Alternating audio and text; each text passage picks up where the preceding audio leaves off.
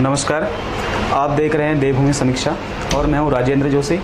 आज हमारे साथ मौजूद हैं उत्तराखंड राज्य सहकारी बैंक के अध्यक्ष दान सिंह रावत। तो नमस्कार रावत जी, स्वागत है आपका। धन्यवाद सर, जैसे कि कई बार आप राज्य सहकारी बैंक के अध्यक्ष रह चुके हैं, तो आपकी क्या प्रमुख उपलब्धियां रही हैं? देखिए कि उत्तराखंड राज्य में सहकारिता क्षेत्र का अग्रणी बैंक और शीर्ष बैंक होने के नाते उत्तराखंड राज्य सहकारी बैंक जी प्रदेश की किसानों को 10 जिला सहकारी बैंकों के माध्यम से कुल लगभग 300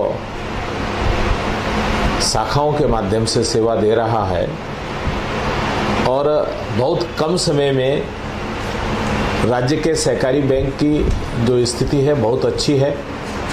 हम अपना बहुत अच्छा विगत वर्षों में 2004 बैंक की स्थापना से लेकर के आज तक जी बैंक ने पूरे प्रदेश में किसानों के, नौजवानों के हक में अनेक योजनाएं जो राज्य सरकार द्वारा संचालित की जाती हैं, उसमें हम नौजवानों को, किसानों को अनेक प्रकार की योजनाओं के माध्यम से लाभान्वित करने का काम करते हैं। जी वर्तमान समय में मुख्यमंत्री स्वरोजगार योजना, मुख्यमंत्री जनधन योजना जी और तमाम महिला समूहों को, किसानों को प्रदेश सरकार के द्वारा 0% ब्याज की दर पर जो ऋण दिए जा रहे हैं, उसे माननीय प्रधानमंत्री जी का जो सपना है किसानों की आय दूना करने का, उस दिशा में हम बहुत तेजी से लोगों के मददगार साबित हो रहे हैं,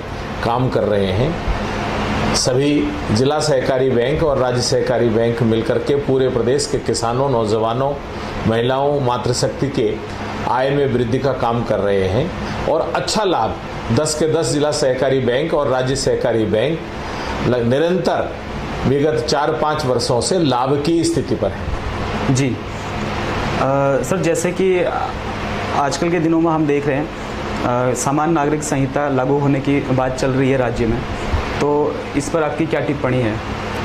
देखिए, हम अपने आप को गौरवान्वित महसूस कर रहे हैं कि प्रदेश के यशस्वी मुख्यमंत्री पुष्कर सिंह धामी जी के द्वारा पूरे देश में जो पहल की गई है, उत्तराखंड उसमें अग्रणी राज्य बन रहा है, जिसके द्वारा यूसीसी के माध्यम से जो संकल्प है आज पूरे देश में वो चर्चा पे है और भारत सरकार भी उसकी ड्राफ्टिंग में लगी हुई है। निश्चित रूप से यूसीसी समान नागरिक संहिता सबके लिए लागू होना इस देश में बहुत ज़रूरी है। सभी के अधिकार समान हो, सभी के व्यवहार में एक रूपता दिखनी चाहिए। उसके लिए प्रदेश की यशस्वी सरकार द्वारा जो संकल्प लिया गया है, वो उसके लिए माननीय मुख्यमंत्री जी और उनकी पूरी टीम बधाई की पात्र है। निश्चित समय पर ये काम पूरा होगा, ऐसी हम लोग उम्मीद करते हैं। जी जैसे सर हम देखते हैं कि आजकल उत्तराखंड में एक और मुद्दा है लैंड जिहाद या सरकारी भूमि पे से अतिक्रमण हटाने का जो मुद्दा, और जो इस पर कार्रवाई भी चल रही है, तो इस पर आप क्या विचार रखते हैं कि किस तरह से होना चाहिए? मैं माननीय मुख्यमंत्री जी को बधाई देना चाहूँगा कि उनके नेतृत्व में राज्य की सरकार के द्वारा जो पूरे प्रदेश में धार्मिक स्थल निर्माण करके एक प्रकार से लैंड जिहाद जिसको आप शब्द दे रहे हैं, उसके खिलाफ जो मुहिम राज्य सरकार के द्वारा चलाई गई है, जितनी जगह भी अवैध सरकारी भूमि के निर्माण को ध्वस्त किया गया है, उसके लिए माननीय मुख्यमंत्री जी और उनकी टीम बधाई की पात्र है कि बहुत अच्छा कदम इस प्रदेश की सुरक्षा और सामरिक दृष्टि से जो हमारा महत्व है, उस सबको ध्यान में रखते हुए इस क्षेत्र में सरकार के द्वारा जितना भी शासकीय भूमि को अवमुक्त कराने का कार्य किया जा रहा है, वो बहुत ही अच्छा प्रयास है, जिससे निश्चित रूप से भविष्य में सरकार के अनेक विकासोन्मुख योजनाओं के लिए भूमि की जो आवश्यकता है शायद वो पूरी हो पाएगी। जी, ये मानते हैं कि देश के माननीय प्रधानमंत्री जी का जो विजन है और उत्तराखंड के प्रति उनका जो अगाध लगाव और स्नेह है, उनके आशीर्वाद से उत्तराखंड राज्य देश में अग्रणी राज्य बनने जा रहा है। और आज विकास की दृष्टि से पूरे उत्तराखंड में जितनी भी योजनाएं राज्य सरकार और केंद्र सरकार की संयुक्त रूप से काम कर रही हैं, चाहे वो रेल की दिशा में हो, चाहे सड़कों की दिशा में हो, चाहे किसानों के लिए अनेक प्रकार की जो दूसरी योजनाएं हैं, यहाँ का जो ढांचागत विकास की दृष्टि से हम देखते हैं, तो निश्चित रूप से ये जो उत्तराखंड राज्य निर्माण का जो तीसरा दशक है, ये उत्तराखंड के आने वाली पीढ़ियों के लिए ये केंद्र सरकार और राज्य सरकार के सामूहिक प्रयास से एक बहुत बड़ा इस क्षेत्र में देश की प्रगति में उत्तराखंड की प्रगति भी शामिल है और उत्तराखंड की प्रगति के साथ देश की प्रगति भी शामिल है। सामूहिक प्रयास से बहुत अच्छा राज्य के विकास में काम हो रहा है, जिसके लिए हम राज्य और केंद्र सरकार दोनों को ही बधाई देते हैं। जी सर, जैसे नकल विरोधी कानून अभी लागू हुआ है इसी वर्ष, तो इस पर आप क्या टिप्पणी देना चाहते हैं? मैं समझता हूँ जितना बधाई दी जाए माननीय मुख्यमंत्री जी को कम है। उनके द्वारा नकल विरोधी कानून का अध्यादेश जारी करने के बाद हम जो देख रहे हैं, आज गांव गरीब के जो नौनिहाल है, नौजवान हमारी बहनें हैं, हमारे भाई हैं, जिनको कभी 10-10 जगह परीक्षा देने के बाद भी उनका नंबर नहीं आता था, आज 4-4, 5-5 जगह वो क्वालिफाई हो रहे हैं। इस नकल विरोधी कानून के बाद जितनी पारदर्शिता और शुचिता के साथ राज्य सरकार भर्तियों में काम कर रही है, उससे बहुत बड़ा एक आमूल चूल परिवर्तन जैसा इस क्षेत्र में दिखाई देता है। और गरीब के बच्चे को भी रोजगार में उसकी शिक्षा और उसके अनुभव के आधार पर वो उसको प्राप्त कर पाएगा। कोई भी लालच के आधार पर, पैसे के आधार पर किसी का हक नहीं ले पाएगा। ये बहुत ही सराहनीय कदम है। जी सर, जैसे कि लोकसभा 2024 के जो चुनाव हैं वो करीब हैं, तो आप किस तरह से देखते हैं कि उत्तराखंड की भाजपा सरकार कैसे चुनाव की तैयारियां या चुनाव में किस तरह? देखिए, माननीय मोदी जी के नेतृत्व में पूरे देश में लोकसभा का चुनाव लड़ा जाना है, किसी प्रकार से कोई संशय नहीं है। जहां तक प्रदेश की बात है, प्रदेश की 5 संसदीय सीटों में पिछले 2 दशक से 5 की 5 सीटें भारतीय जनता पार्टी के पास रही हैं जी, और 2024 में भी 5 की 5 सीटें भारतीय जनता पार्टी के पास रहेंगी, ऐसा हमारा दृढ़ विश्वास है। मोदी जी के नेतृत्व में देश ने राष्ट्रीय और अंतर्राष्ट्रीय स्तर पर जो ख्याति प्राप्त की है और अंतर्राष्ट्रीय मंच पर आज भारत की जो स्थिति है, उस सबको देखते हुए, क्योंकि हमारा सामरिक दृष्टि से कई देशों से लगा हुआ राज्य है, यहाँ की जनता राष्ट्रवादी विचार रखती है और राष्ट्रवादी विचार और राष्ट्र के प्रति समर्पण की भावना से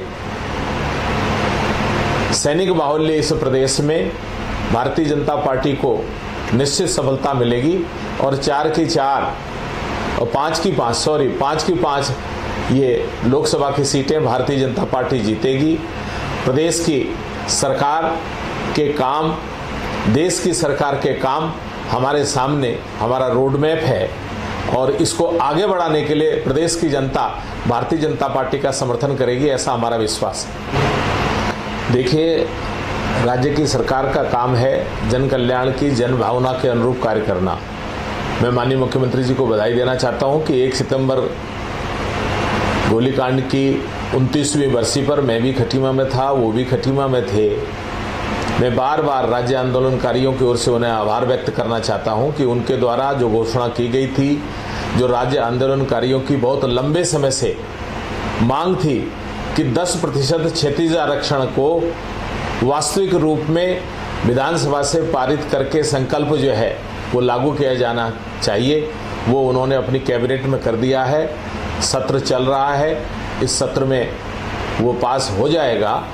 निश्चित रूप से इस राज्य के निर्माण में जिन लोगों ने अपने प्राणों के न्यौछावर किया है, हमारे कई साथी जो शहीद हुए हैं, उनके परिवार या राज्य आंदोलन से जुड़े हुए सभी लोग, उनके लोगों को रोजगार के लिए प्राथमिकता देना, उनकी जो मांग थी वो जायज़ मांग थी, उसको सरकार ने माना, उसके लिए सरकार बधाई की पात्र है।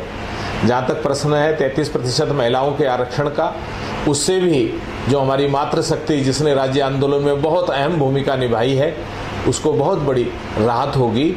और ये प्रदेश वास्तव में उद्योग धंधे कम होने के कारण बहुत कुछ रोजगार, स्वरोजगार के साथ साथ नौकरी पेशा भी एक बहुत बड़ा रोजगार का एक माध्यम है। उस दिशा में राज्य सरकार जो लाभ दे रही है उन लोगों को, उसके लिए उसको जितना आभार व्यक्त किया जाए वो कम है। मैं निश्चित रूप से राज्य सरकार के इस कदम का स्वागत करता हूं और उनके द्वारा लंबे समय से माननीय मुख्यमंत्री जी के द्वारा जो लंबित मांगे थी उनको पूरा किया जा रहा है, उसके लिए वो बधाई के पात्र हैं। अभी दिसंबर माह में उत्तराखंड सरकार ग्लोबल इन्वेस्टर समिट का आयोजन करने जा रही है। इसके पहले 2018 में भी ये प्रयोग हो चुका है, जिसके प्रतिफल भारत में नहीं दिखाई दिए। जिस राज्य में राजनीतिक अस्थिरता का माहौल रहता रहा होगा, वहाँ पर निवेशक निवेश करने से कतराते हैं। तो इस बार के इन्वेस्टर समिट में जो लक्ष्य रखा गया है 2,500 करोड़ के निवेश का लक्ष्य रखा गया है। हम या उत्तराखंड सरकार निवेशकों को ये कैसे गारंटी दे पाएगी कि यहाँ पे अब सरकारी अस्थिर होने वाली नहीं है? देखिए, आपका ये प्रश्न है, प्रयास करते रहना राज्य सरकार का काम है। निवेश के लिए अपने को सुरक्षित समझना और कितना माहौल हम दे पाते हैं, उस माहौल के अनुरूप कितना उद्योगपति यहाँ आता है, ये उनके ऊपर निर्भर है। सरकार निरंतर प्रयास कर रही है, इसके लिए सरकार को बधाई है। और माहौल की जहाँ तक बात है, कोई अस्थिरता नहीं है, पूर्ण बहुमत की सरकार है। दूर दूर तक किसी भी प्रकार का सरकार पे कोई संकट नहीं है, माहौल भी अच्छा है। आप देख रहे होंगे विगत वर्षों के अनुपात में अब टूरिज्म इंडस्ट्री विषम भौगोलिक परिस्थितियों में इतनी आपदाओं के बाद भी लाखों लाख लोगों का हमारा प्रदेश में तीर्थाटन के लिए आना, टूरिज्म के लिए आना, सब आंकड़े सरकार के पास उपलब्ध हैं, बहुत अच्छी स्थिति है। जहाँ तक प्रश्न है माहौल का, तो उत्तराखंड से अच्छा सुरक्षित कहीं माहौल पूरे देश में है नहीं।